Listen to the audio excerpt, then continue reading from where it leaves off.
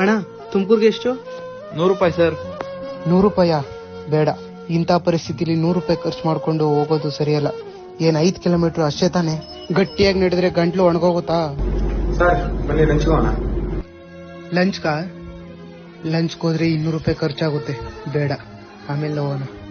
ಇಲ್ಲ ಸರ್, ನೀವು ಹೋಗಿ, ನಾನು ಆಮೇಲೆ ಹೋಗ್ತೀನಿ. ಮನುಷ್ಯ ಬದುಕಕ್ಕೋಸ್ಕರ ತಿನ್ಬೇಕು, ತಿನ್ನಕ್ಕೋಸ್ಕರ ಬದುಕಬಾರ್ದು. ಇವತ್ತೊಂದ್ ದಿವಸ ಊಟ ಮಾಡಿಲ್ಲ ಅಂದ್ರೆ ಏನಾಗಲ್ಲ.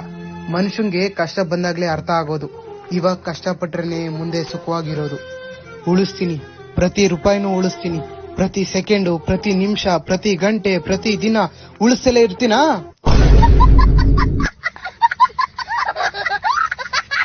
ಅಣ್ಣ, ಒಂದ್ ಸಿಗರೇಟ್, ಒಂದ್ ಫುಲ್ ಬಾಟ್ಲು, ಒಂದ್ ಗ್ಲಾಸ್, ಒಂದ್ ವಾಟರ್ ಬಾಟ್ಲು ಕೊಡೋಣ. ಇರೋದೊಂದ್ ಜೀವನ, ಕುಡಿತಾ ಇರ್ಬೇಕು. ಕುಡಿಯದಿದ್ದರೆ ಈ ಜನ ನಡೆಯಲಾರದೋ ಜೀವನ.